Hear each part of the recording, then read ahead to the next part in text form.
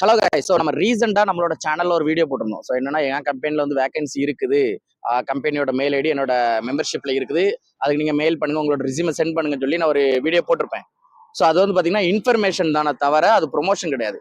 So vacancy இருக்குன்னு மட்டும்தான் என்னால் சொல்ல முடியும். ஸோ மற்றபடி அங்கே என்ன அப்டேட் ஆகுது, என்னைக்கு இன்டர்வியூ, அதெல்லாம் எனக்கு தெரியாது. ஸோ உங்ககிட்ட மெயில் ஐடி இருக்குது, நீங்கள் தான் மெயில் போட போகிறீங்க, அதனால் நீங்கள் மெயில் போயிட்டு நீங்கள் தான் இன்டர்வியூ டேட் கேட்கணுமே தவிர எனக்கு வந்து நீங்கள் வந்து என்ன வந்து மென்டல் டார்ச்சர் கொடுக்கக்கூடாது. ஏன்னா நிறைய பேர் அப்படிதான், நீங்க இது பண்றீங்க ஆனா மத்தபடி ஃபாலோ பண்ண மாட்டேங்க, புது வீடியோஸ் போடுறீங்க ஆனா வேகன்சி பத்தி எதுவும் சொல்ல மாட்டேங்க அப்படின்னு நிறைய பேர் கமெண்ட் பண்றீங்க. பட் அது எனக்கு ரொம்ப கஷ்டமா இருக்கு. நான் வந்து அதில் அந்த வீடியோல சொல்லியிருப்பேன், நான் இன்ஃபர்மேஷன் மட்டும் தான் போட்டிருக்கேன். உங்களுக்கு தேவைன்னா நீங்க தான் அந்த மெயிலுக்கு மெயில் பண்ணி கேட்கணுமே தவிர என்ன போட்டு டார்ச்சர் பண்ண. ஏன்னா நான் வந்து கம்பெனியில் கேட்க முடியாது. கேட்டாலும் கம்பெனியில் வந்து நான் மெயில் போடுறேன் அப்படின்னு சொல்லி முடிச்சிருவாங்க. ஏன்னா இது வந்து நம்ம இந்தியா கிடையாது. நம்ம வந்து அவங்கள போய் மிரட்டலாம் முடியாது. என்ன சார் நீங்க இப்படி சொன்னீங்க, இப்போ ஒன்றும் சொல்ல மாட்டேங்கன்னு. அதனால நீங்க வந்து எனக்கு மெயில் போடுறது, மெசேஜ் போடுறதை விட நீங்க அந்த மெயிலுக்கு மெயில் போட்டு எப்போ இன்டர் டேட்னு கேட்டீங்கன்னா அவங்க சொல்லுவாங்கன்னு நினைக்கிறேன். பார்க்கலாம். ஸோ யாரும் தப்பா நினைக்காதீங்க.